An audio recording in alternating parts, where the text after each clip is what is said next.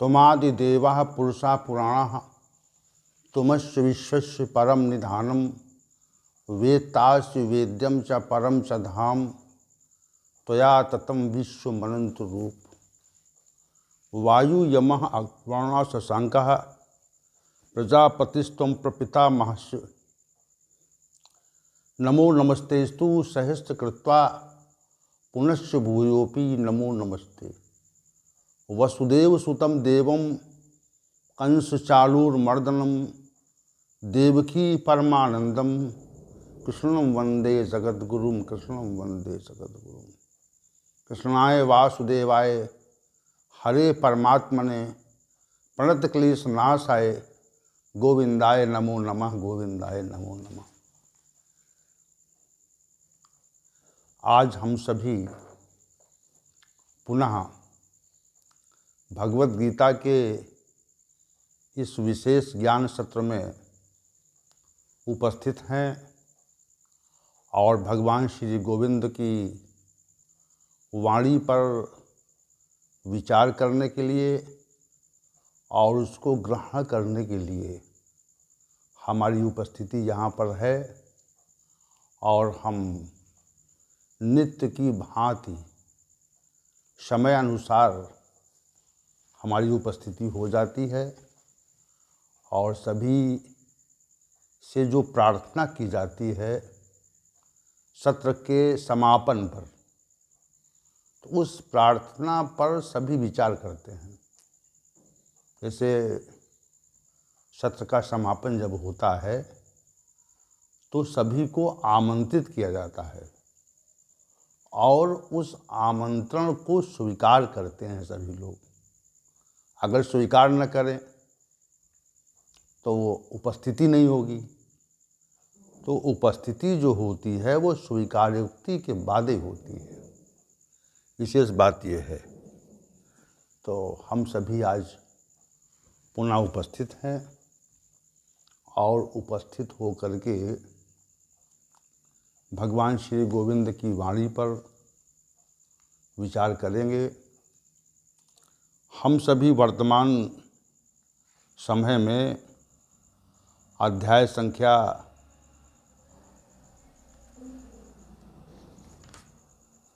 16 दैवासुर संपद विभाग योग पर चर्चा कर रहे हैं और इसका जो श्लोक संख्या 22 है उस पर विगत सत्र का पर विचार हुआ था और कुछ इसका भाग अवशेष रह गया था।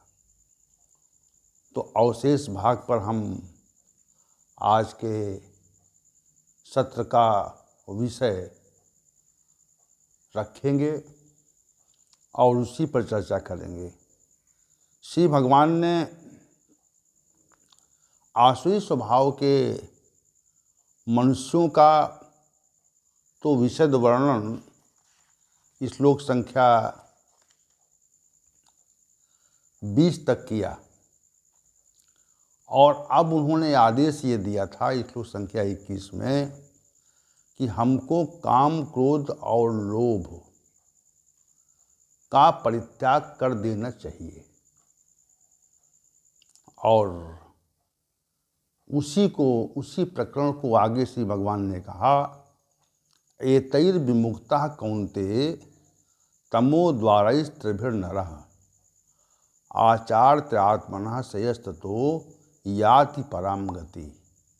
हे अर्जुन, इन तीनों नरक के द्वारों से मुक्त हुआ पुरुष अपने कल्याण का आचरण करता है ततः पराम गति में जाती और उससे उसको परम गति मिल जाती है।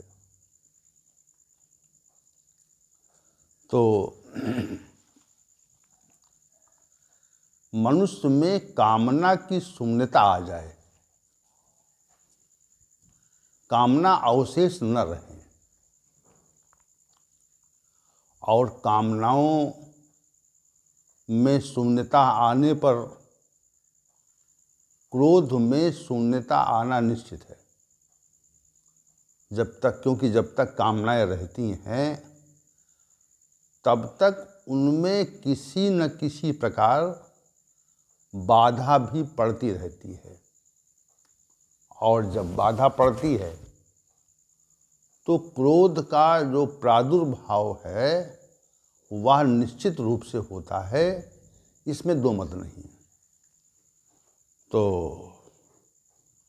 और कामना से हम सभी जो वस्तुएं एकत्र करते हैं उनमें संतोष नहीं होता है। और वस्तुएं एकत्र हो और सांसारिक विषयों का हम उपभोग करें, ये भाव मनुष्य के अंदर रहता है और इसी को सामान्य भाषा में लोभ कहते हैं। श्री भगवान ने कहा कि कामना का, क्रोध का और लोभ का यदि मनुष्य परित्याग कर दे, उनका शमन कर दे, तो फिर कहा कि आत्मनः श्रेयः आचरति, ऐसा व्यक्ति अपने कल्याण का आचरण करता है। ये बात श्री भगवान ने कही। तो कामना के परित्याग से मनुष्य उस पथ पर चलने को अग्रसर होता है जिस पथ पर चलकर मनुष्य का कल्याण होता है। देखिए,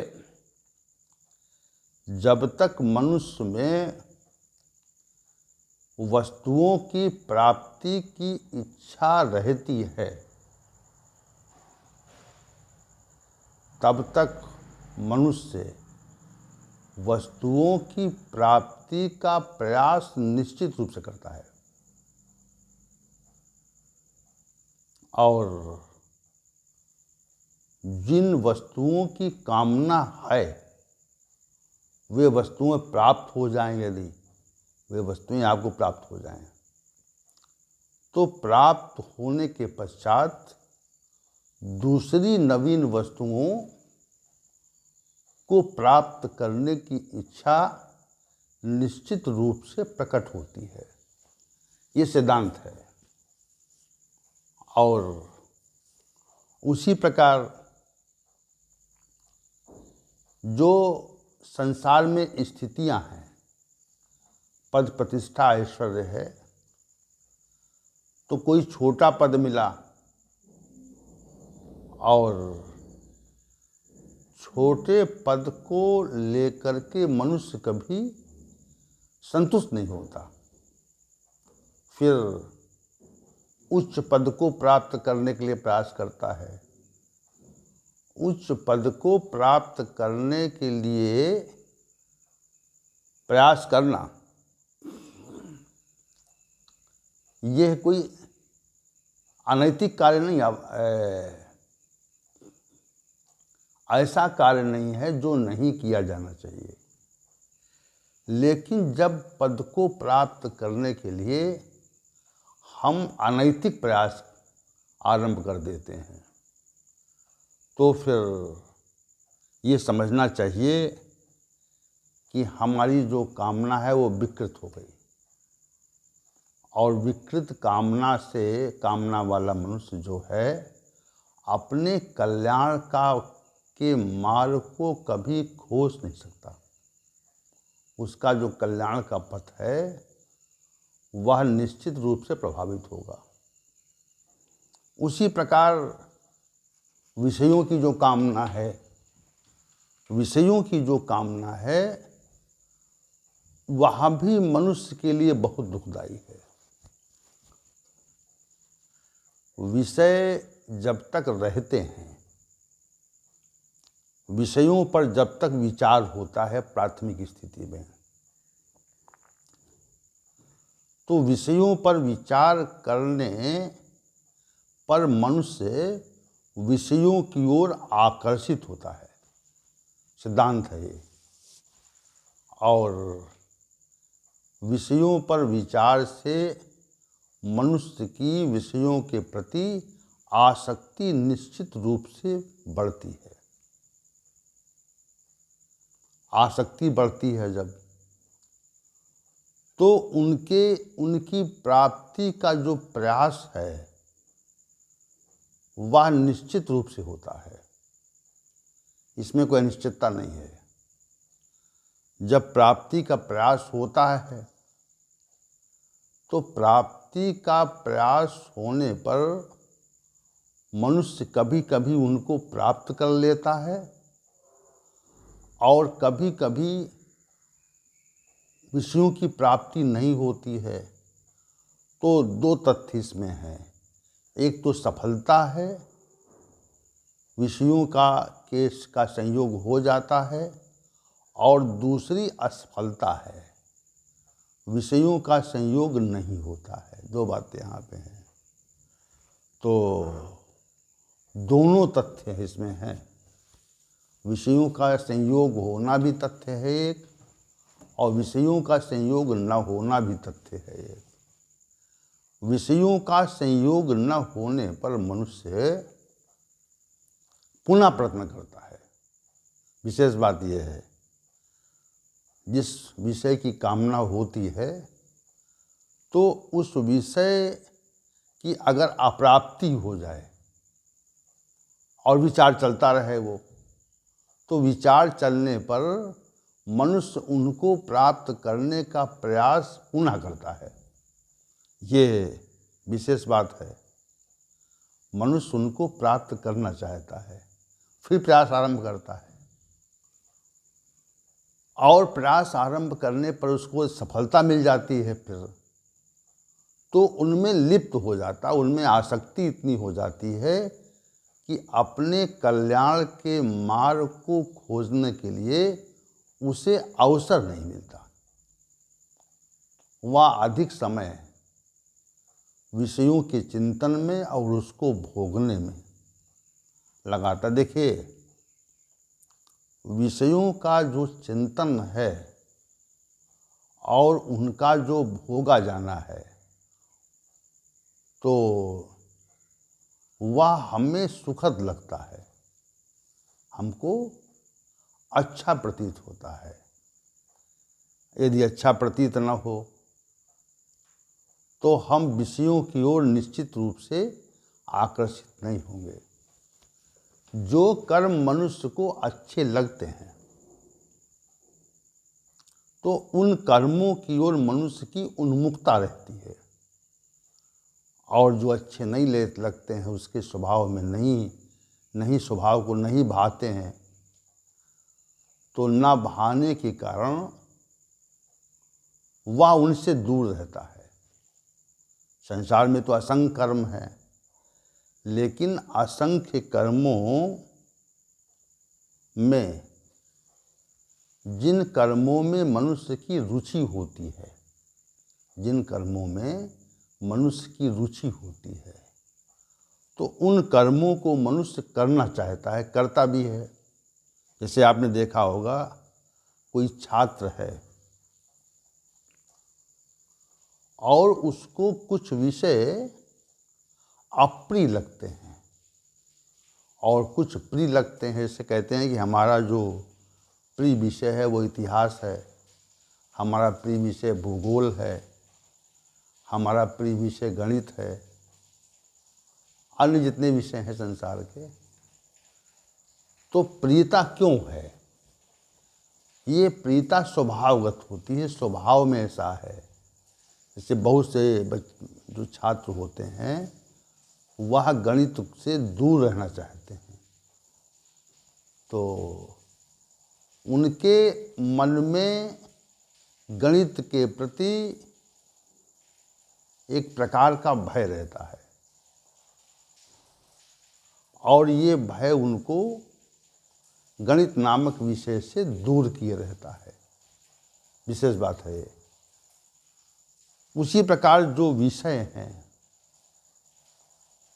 क्योंकि उसकी रुचि उसमें नहीं है ना, तो जिन विषयों में रुचि मनुष्य की होती है तो उन विषयों को ग्रहण करने का प्रयत्न निश्चित रूप से मनुष्य करता है। इसमें कोई दो मत नहीं है। जिन विषयों में रुचि होती है उन विषयों को निश्चित रूप से मनुष्य ग्रहण करना चाहता है, उनका संयोग चाहता है। संयोग मिलने पर उनमें व्यस्त हो जाता है। तो कामनाओं, विषयों की कामना के कारण भी मनुष्य अपने कल्याण का पथ खोज नहीं पाता। मनुष्य के जो कल्याण का जो पथ है वह विषयों की कामना के कारण भी नहीं खोजा जाता। और श्री भगवान ने कहा, आत्मनः श्रेयः आचरति। जब तक मनुष्य अपने कल्याण का पथ नहीं खोजता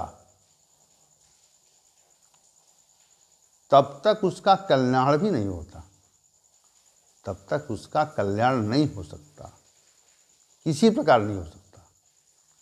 कल्याण का पथ से कोई वस्तु है और उसको हमें प्राप्त करना है तो हमें वस्तु खोजनी पड़ती है ना, हमें उसको पाने के लिए प्रयत्न करना पड़ता है और प्रयत्न नहीं करेंगे तो वस्तु नहीं मिलेगी।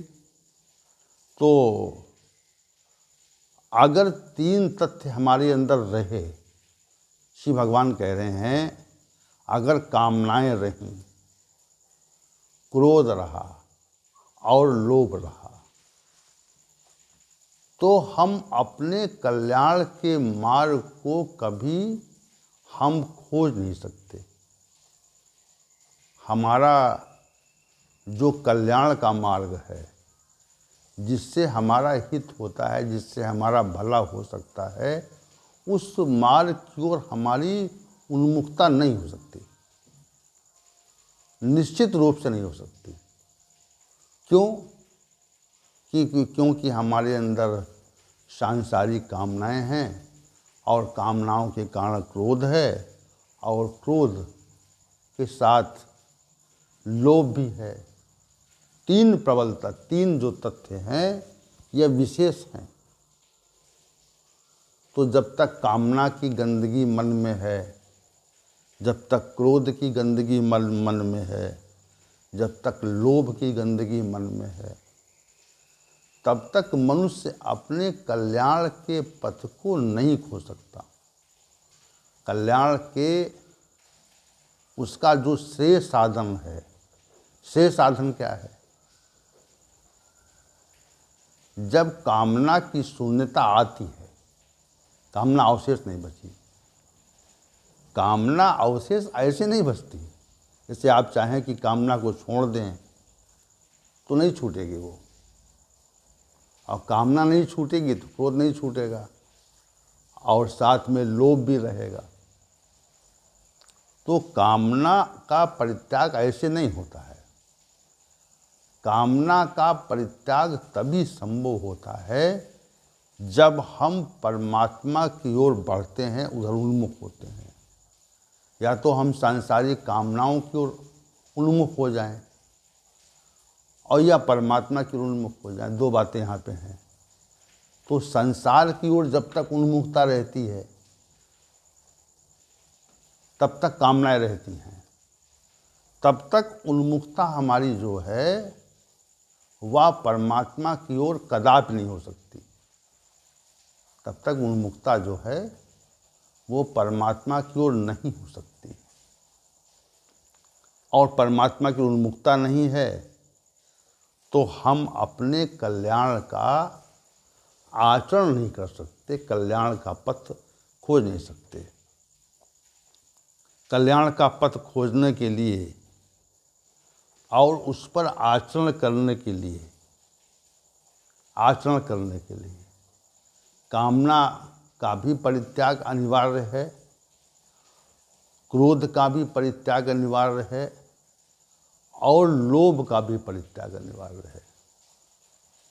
जब तक ये तीनों छूटते नहीं मनुष्य के अंदर से, तब तक पुनः पुनः नई कामनाएं उत्पन्न होती हैं और नई कामनाओं के चलते क्रोध उत्पन्न होता है और लोभ भी बहुत मात्रा में बढ़ जाता है। तो वहाँ पर कल्याण नहीं है, हित नहीं है, उसका मनुष्य का हित नहीं है। श्री भगवान ने यही कहा कि आत्मना श्रेया आचरति, तो अगर मुक्ति नहीं, विमुक्त न हुआ है, वो विमुक्त न रहा, एतै त्रिभी तमो द्वारे विमुक्त न रहा, इन 3 नरक के द्वारों से विमुक्त हुआ मनुष्य ही आत्मनः श्रेयः आचरति, अपने कल्याण के मार्ग को खोज लेता है और उस पर चलने का प्रयत्न करता है।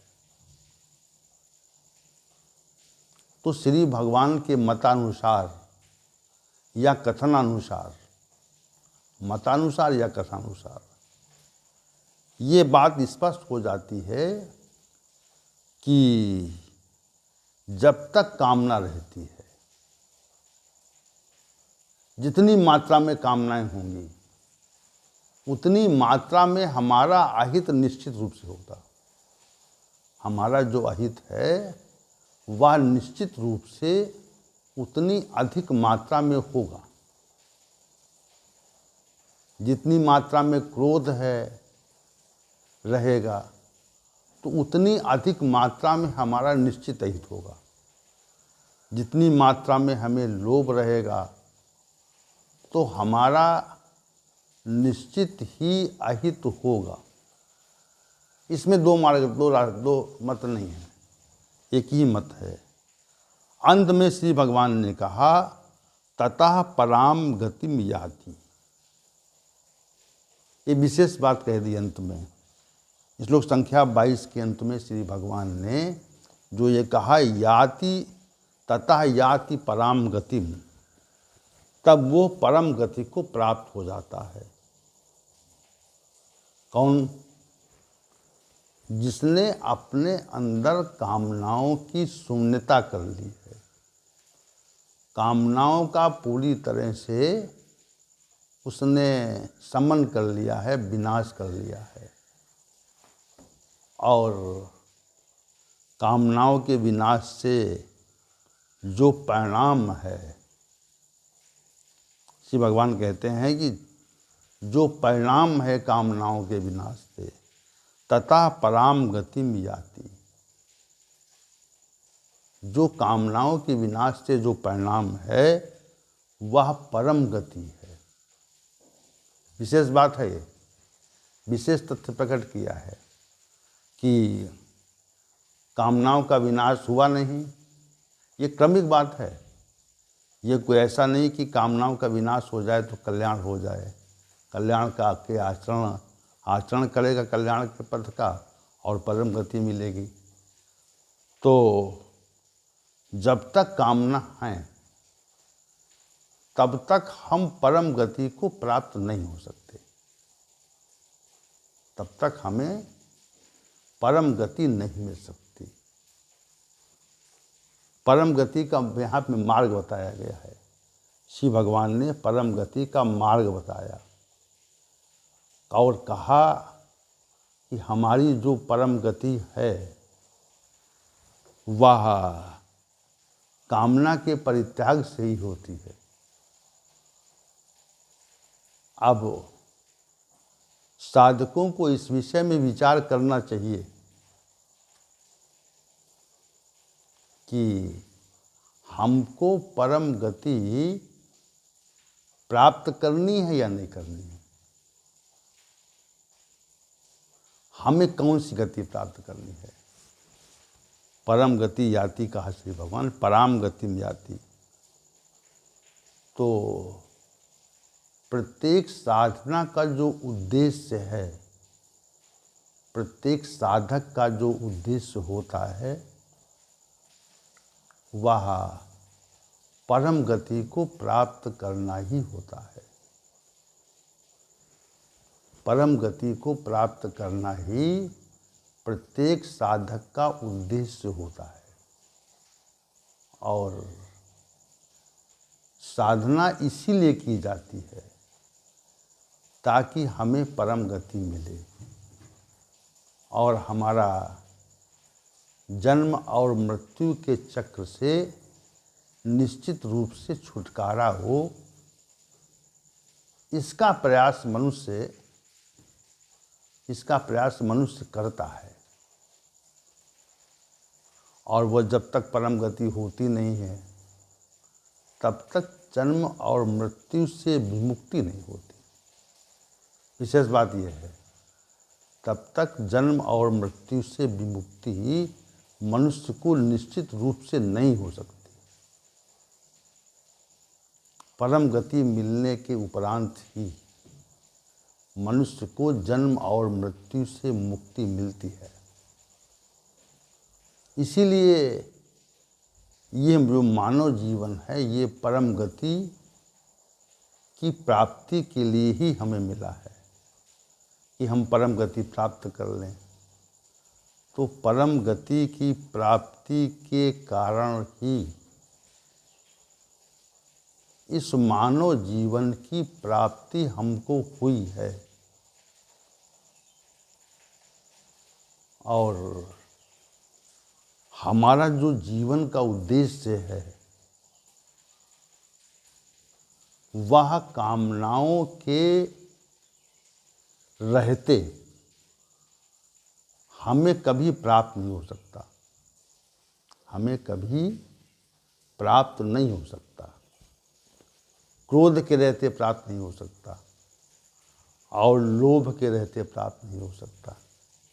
जो उद्देश्य मानव जीवन का है, जिसको हम परम गति कहते हैं, जिसको जन्म और मृत्यु से छुटकारा कहते हैं, जिसको अनेक दुखों के संजाल से निकलना कहते हैं, वो सबका सब, वह सबका सब परम गति से ही मनुष्य को प्राप्त होता है। वैसे कभी प्राप्त नहीं होता, वैसे प्राप्त नहीं हो सकता। तो यहाँ पर साधन विशेष भी है। श्लोक संख्या 22 में साधन विशेष भी है। एतैर् विमुक्ता कौन्तेय तमो द्वारैस्त्रिभिर्नरः। 3 प्रकार के नरक के जो द्वार हैं उनसे मुक्त हुआ मनुष्य अपने कल्याण का आचरण करता है और याति ततः याति, तब उसके उपरांत जो है वह परम गति को निश्चित रूप से प्राप्त कर लेता है। ऐसा इस श्लोक संख्या 22 पर